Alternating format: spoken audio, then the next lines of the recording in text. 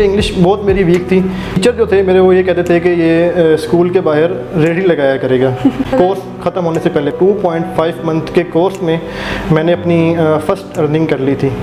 आप घर बैठे हैं, बिस्तर में बैठे हैं, बेड पे लेटे हुए हैं, लैपटॉप निकालें, आप अपना काम स्टार्ट कर दें। देखें, ये स्किल में जो मेन चीज़ मुझे मिली है वो ट्रेनिंग के साथ साथ प्रैक्टिस है। अस्सलाम वालेकुम, मेरा नाम आयशा और ई स्किल के प्लेटफॉर्म पे हमारे साथ ज़हीरुल इस्लाम मौजूद हैं जो कि FBA होलसेल के फ़र्स्ट बैच के स्टूडेंट हैं और आज हम इनका तारुफ़ लेंगे कि इनकी जर्नी क्या थी, इन्होंने यहाँ से क्या सीखा है। तो सबसे पहले हम इनका इंट्रोडक्शन लेंगे। जी ज़हीर, क्या कहना चाहेंगे आप? इस्लाम मेरा नाम है। भावलपुर की छोटी सी एक तहसील हासिलपुर से मेरा रहायशी ताल्लुक़ है। मैट्रिक मैंने हासिलपुर से ही किया। मैट्रिक में मैंने दोस्तों के साथ आवारा गर्दी और कुछ इस तरह के मामलात करने की वजह से मुझे घर वालों ने लाहौर भेज दिया। तो लाहौर से मैंने इंटर किया और इंटर करने के बाद मैंने इंटर अच्छे नंबरों से कर लिया और आखिर फिर मेरा पंजाब यूनिवर्सिटी में एडमिशन भी हो गया। तो अभी मैं पंजाब यूनिवर्सिटी से तालीम हासिल कर रहा हूँ। इसी साल मेरा एडमिशन हुआ है पंजाब यूनिवर्सिटी में। अच्छा, तो मैं आपसे ये पूछना चाहूँगी, आपको अमेज़ॉन के बारे में किसने बताया और आपने कैसे ये सोचा आपने कि आप तो ऐसे आवारा गर्द जैसे आप बता रहे हैं ऐसे थे, तो आपने कैसे अमेज़ॉन के बारे में सोचा और कैसे आपने सोचा कि मैं ऑनलाइन अर्निंग करना स्टार्ट कर दूँ?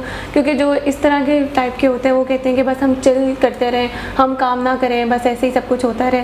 तो उसके बारे में आप थोड़ा बताएँ अपनी जर्नी के बारे में। सबसे पहले तो मैं काम कर रहा था ग्राफिक डिज़ाइनिंग पे, तो उधर मैं काम कर रहा था। उधर मेहनत ज़्यादा थी लेकिन मेरी इनकम इतनी नहीं बनी थी जिस तरह मैं चाह रहा था कि इनकम ज़्यादा बने और मुझे मेहनत थोड़ी करनी पड़े। तो पहले मैंने एक ऑनलाइन कोर्स किया। ऑनलाइन कोर्स करने के बाद मुझे एक इदारे से मैंने ऑनलाइन कोर्स किया, लेकिन मुझे इतनी चीज़ें नहीं मिली कि इतना नॉलेज मुझे उन्होंने नहीं दिया कि मैं अपना क्लाइंट को डील कर सकूं और अपने जो है काम कर सकूं। एक क्वेश्चन है मेरा आपसे कि लोगों का अक्सर ये सवाल होता है कि हम लोग ऐसा कौन सा इंस्टीट्यूट चाहिए, क्योंकि अब देखें अक्सर मैं ये चीज़ नोट कर रही हूँ आजकल कि हर कोई ही बैनर लगा के बाहर बैठ गए, आए जी आप हम आपको अमेज़ॉन सिखाते हैं। कोई आपसे फ़ी चार्ज कर रहा है 1000, कोई चार्ज कर रहा है 500 रुपये में, आप जी हम आपको सिखा रहे हैं। तो उसके बारे में आप क्या कहना चाहेंगे? लोगों को क्या ऐसी क्लैरिटी दी जाए जिससे उन्हें पता लग जाए कि कौन सही सिखा रहा है, कहाँ पर हमें जाना चाहिए, कहाँ पर नहीं जाना चाहिए। तो आपने ई स्किल को क्यों चूज़ किया? बाकी और भी तो इतने ज़्यादा प्लेटफॉर्म्स थे, तो इसकी रीज़न थोड़ी बताएं आप। देखें, ये स्किल में जो मेन चीज़ मुझे मिली है वो ट्रेनिंग के साथ साथ प्रैक्टिस है। अमेज़ॉन की फील्ड में ये है कि दूसरे जो इंस्टीट्यूट वगैरह हैं, मैंने उधर से भी कोर्स किया जिस तरह पहले भी बताया। तो उन्होंने मुझे सिर्फ एक चीज़ ये बताई कि आपने मुझे पढ़ा दिया, प्रैक्टिकली वर्क नहीं करवाया। ई स्किल में मैं फर्स्ट बैच का स्टूडेंट हूँ, इन्होंने मुझे प्रैक्टिकली वर्क करवाया। 2.5 मंथ का कोर्स था। आप हैंड्स ऑन एक्सपीरियंस जी, हैंड्स ऑन एक्सपीरियंस अपने अकाउंट्स उन्होंने आपको दिए जी, उन्होंने कि आप यहाँ से सीखे और प्रैक्टिकल वर्क करें ताकि आपकी थियोरेटिकल नॉलेज ना रहे बल्कि प्रैक्टिकल वर्क भी रहे आपका। जी बिल्कुल, उन्होंने मुझे अपने अकाउंट्स दिए और बल्कि सीनियर्स के साथ अटैच किया ताकि मुझे कहीं भी कोई मुश्किल आ जाए या कहीं मैं कुछ चीज़ों को खुद नहीं कर सकता तो सीनियर्स की मैं हेल्प लेके उसको मतलब अच्छे अंदाज से काम कर सकूं। तो ई स्किल के प्लेटफॉर्म पे मुझे सबसे बड़ी यही चीज़ मिली कि मुझे सीनियर्स की रहनुमाई मिली और उसके अलावा ई स्किल ने मुझे प्रैक्टिकली वर्क करना सिखाया और 2.5 मंथ के कोर्स में मैंने अपनी फ़र्स्ट अर्निंग कर ली थी, कोर्स ख़त्म होने से पहले। ठीक। तो आपकी जो है क्या कहते हैं फ़र्स्ट अर्निंग आपकी वो कब हुई और कितनी थी? फर्स्ट अर्निंग मैंने बताया कि 2.5 मंथ का कोर्स करने ख़त्म होने से पहले मेरी अर्निंग मुझे मिल गई थी। और वो अर्निंग का मैंने क्या किया, एक तो कोर्स ख़त्म होने की खुशी थी और दूसरा ये था कि मैंने फ़र्स्ट क्लाइंट मुझे मिल गया था और मेरी इनकम स्टार्ट हो गई। तो फिर मैंने सोचा कि क्यों ना कोई टूर वगैरह किया जाए। तो मैंने फिर सोचा कि मैं कश्मीर का टूर करके आऊँ।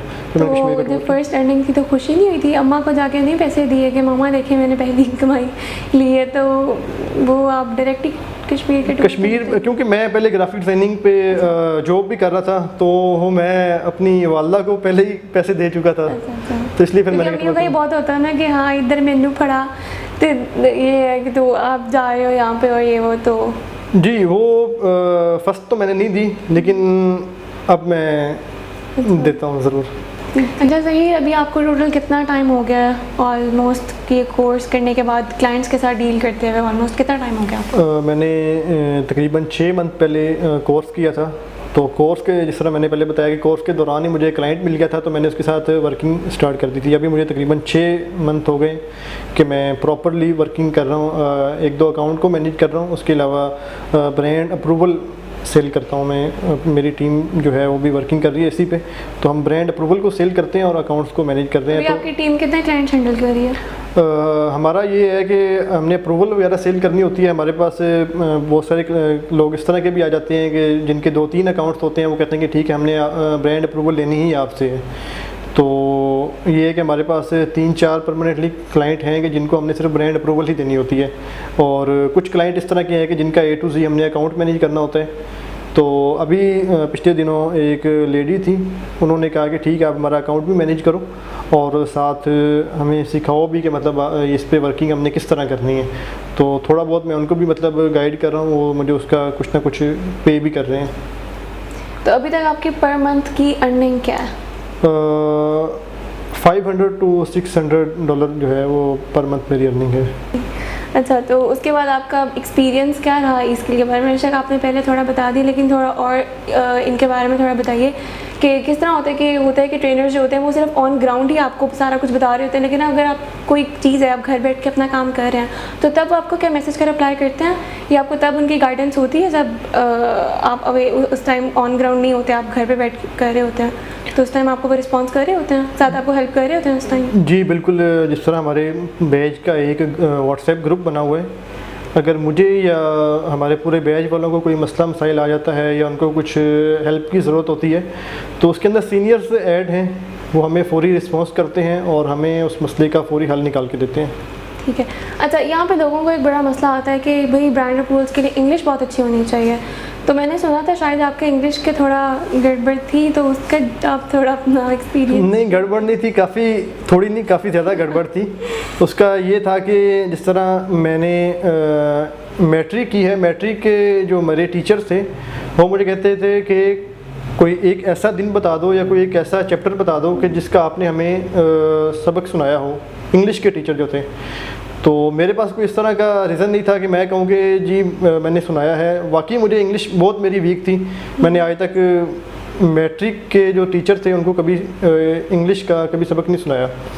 तो उसके बाद ये है कि जो लोग कहते हैं कि इंग्लिश ज़रूरी है, इंग्लिश इतनी भी ज़रूरी नहीं है। देखें, अगर मैं काम कर रहा हूँ, मेरी इंग्लिश वीक है, मुझे नहीं आती, तो साथ वाला जो मेरा है मैं अपने साथ किसी और को अटैच कर लूँ जिसकी इंग्लिश अच्छी है, वो ईमेल कर सके। अगर वो भी आप नहीं कर सकते तो फिर आपको ये है कि प्रैक्टिस करने के बाद, प्रैक्टिकली वर्क करने के बाद आप सीख जाते हैं इंग्लिश। अब जिस तरह मैंने स्टार्टिंग पे कॉल करना स्टार्ट की थी, तो मैं पहले लैपटॉप का थोड़ा बताइएगा कि किस तरह आपने स्टार्ट की थी और क्या था वो। मैंने सुना था कि आप जब कॉल करते थे तो लैपटॉप की स्क्रीन पे आपने वो कुछ लिखा होता था, तो उसको देख के आप कॉल कर रहे होते थे? जी, वाकई इसी तरह ही है कि जब मैं पहले कॉल करता था तो लैपटॉप की स्क्रीन पे लिखा होता था। जब मैं कॉल मिलाता था तो मुझे समझ नहीं आती थी कि वो आगे से गोरा मुझे क्या कहना चाह रहा है या क्या कह रहा है, मुझे इसका अंदाज़ा नहीं था। मेरा एक पार्टनर था अब्दुल्ला, वो मेरे साथ बैठता था, वो मुझे ट्रांसलेट करके उर्दू में बताता था कि ये ब्रांड या ये बंदा आपको ये कहना चाह रहा है, तो वो बताता था और साथ टाइप करके बताता था कि इसका आपने ये जवाब देना है।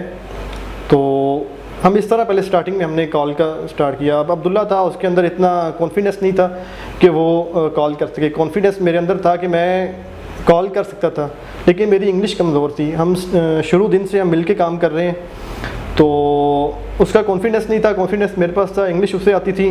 तो हम इस तरह मतलब मिलजुल के हमने स्टार्ट किया। तो अभी जो बात कर लें, पहले हम 200 ब्रांड के साथ कॉन्टेक्ट करते थे, कॉल वगैरह करते थे, तो बमुश्किल एक ब्रांड अप्रूवल हमें मिलती थी। तो अभी जो हम कॉल करते हैं, कॉल मैं अभी भी खुद ही कर रहा हूँ, तो काफ़ी मेरे अंदर बेहतरी आई है। तो कॉल मतलब प्रैक्टिस करने के साथ साथ आपकी इंग्लिश अब बेहतर हो गई है? इंग्लिश अब मेरी बेहतर हो गई है। तो अभी जो हम पहले 200 ब्रांड्स के साथ कांटेक्ट करते थे, तो कोई एक ब्रांड का कोई अच्छा रिस्पॉन्स आता था।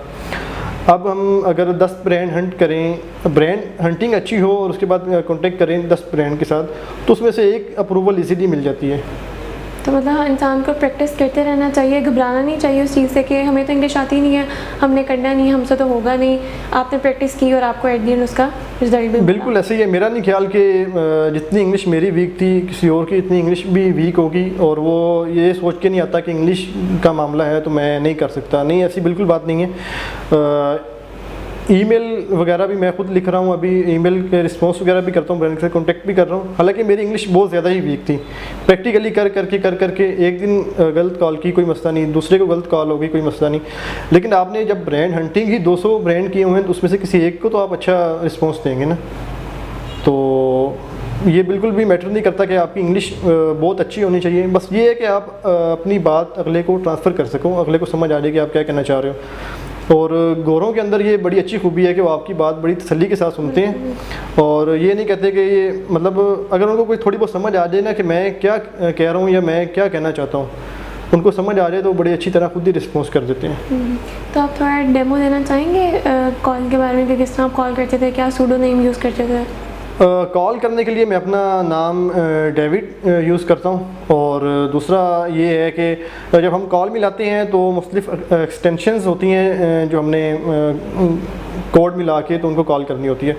तो उसका ये होता है कि हम उनको पहले तो कोशिश करते हैं कि जब कॉल की है कॉल ट्रांसफ़र हमारी होनी चाहिए सेल्स डिपार्टमेंट को। अगर सेल्स डिपार्टमेंट को कॉल ट्रांसफ़र हो जाती है तो फिर हम उनसे यही कहते हैं कि हमने आपको ईमेल की है, तो आप हमारी ईमेल चेक करें और हमें रिस्पॉन्स करें।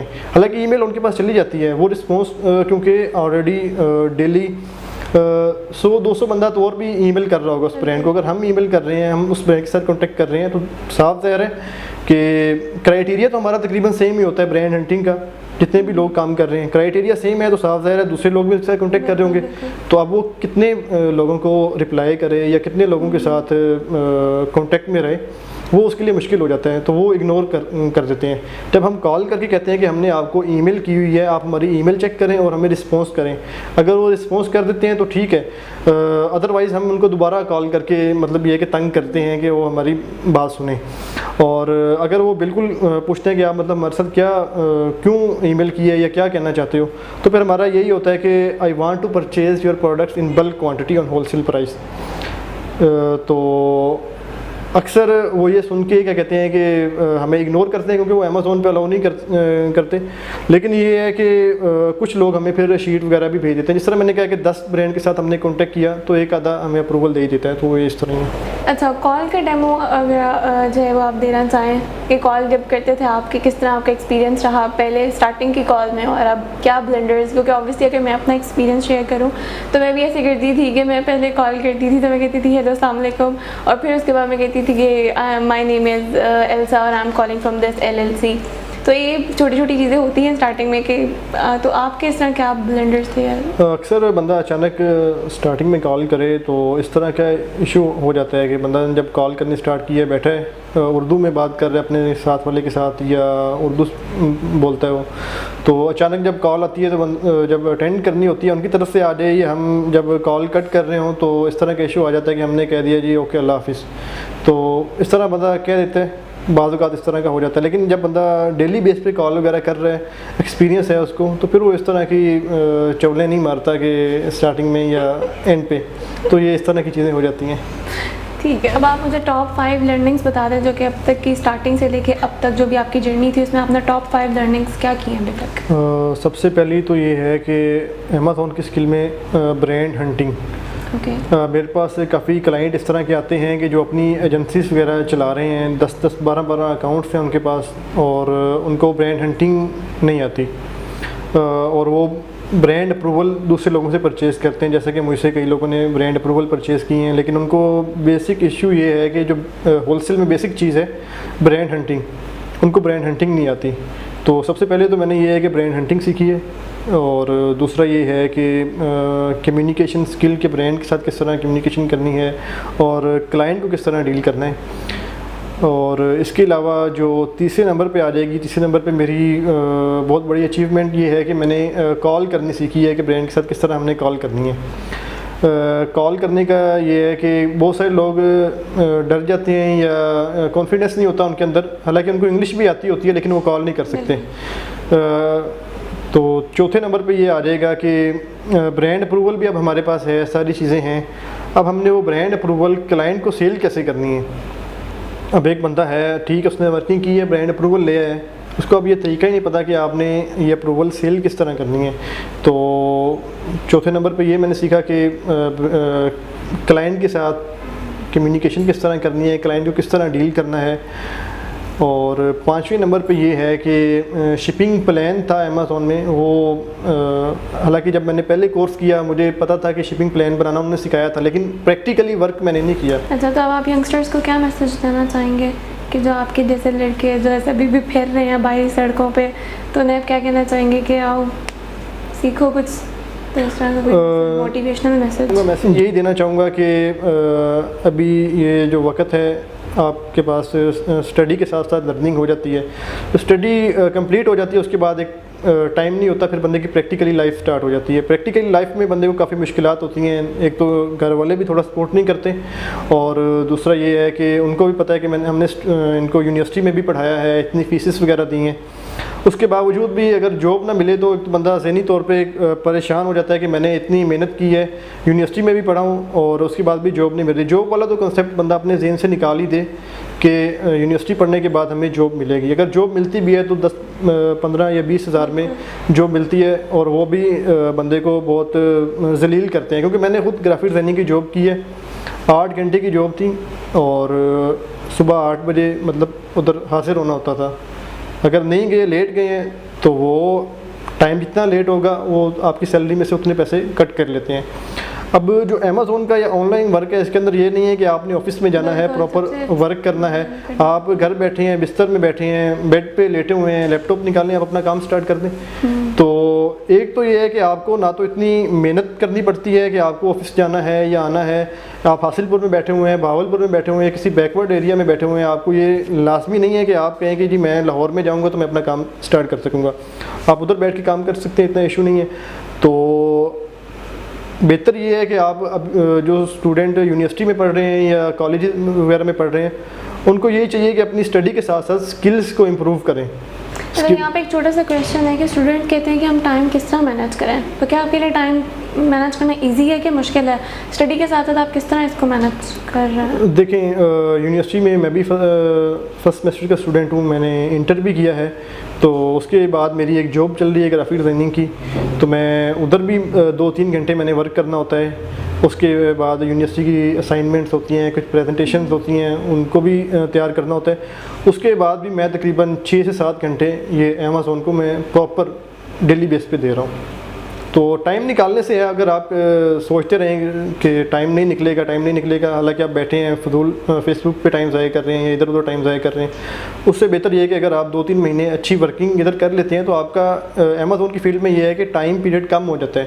स्टार्टिंग में आपको 7-8 घंटे वर्किंग करनी पड़ती है, जैसे जैसे आपका एक्सपीरियंस ज़्यादा हो जाता है या अकाउंट थोड़े रनिंग में आ जाते हैं, तो आपका टाइम 2-3 घंटे भी अगर आप वर्किंग करते हैं फिर तो आपका ये अकाउंट अच्छे मैनेज हो जाते हैं। ये थे ज़हीर हमारे साथ, और बहुत अच्छा लगा इनसे बात करके, और उम्मीद है कि अब जो लड़के बाहर ऐसे आवारा फिर रहे हैं वो अब दोबारा ऐसे नहीं करेंगे, वो भी आके काम करेंगे ज़हीर की तरह। तो मिलते हैं नेक्स्ट एपिसोड में, तब तक के लिए अपना ख्याल रखें।